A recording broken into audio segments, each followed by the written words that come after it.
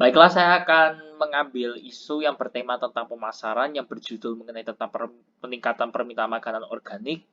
Nah, peningkatan permintaan makanan organik biasanya muncul karena pergeseran pola konsumsi masyarakat yang lebih mengutamakan kesehatan, keberlanjutan, dan kesadaran lingkungan. Dari isu ini dapat mengubah pandangan konsumen dengan meningkatnya kesadaran akan dampak kesehatan dan lingkungan dari makanan yang kita konsumsi.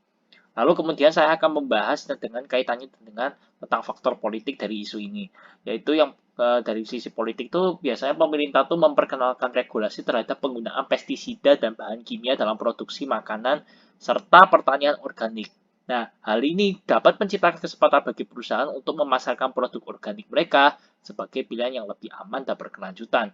Lalu dari faktor ekonomi, biasanya munculnya kesadaran ekonomi akan kesehatan lingkungan yang telah meningkatkan permintaan akan produk makanan organik. Sehingga perusahaan dapat merespon dengan menyesuaikan harga mereka agar lebih terjangkau dalam atau menawarkan program loyalitas untuk memperkuat kepuasan pelanggan.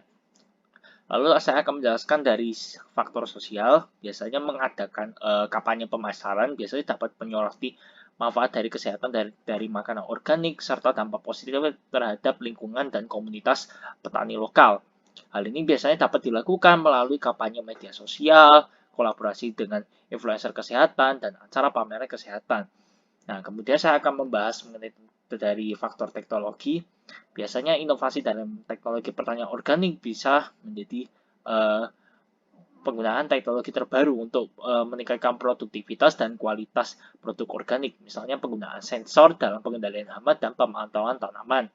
Lalu saya akan menjelaskan dalam faktor ekologi, yaitu program peningkatan dan permintaan makanan organik yang dapat menekankan pentingnya pertanian organik dalam menjaga keseimbangan ekosistem dan mengurangi dampak negatif pertanian terhadap lingkungan seperti polusi air, hilangnya keanekaragaman hayati.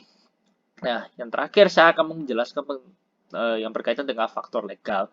Jadi perusahaan tuh harus memastikan bahwa produk mereka tuh memenuhi standar organik yang ditetapkan oleh Badan Pengatur Hukum dan mendapatkan sertifikasi yang sesuai. Nah, program pemasaran dari ini tuh dapat menekankan kepatuhan mereka terhadap regulasi dan komitmen mereka terhadap keberlanjutan yang seterusnya.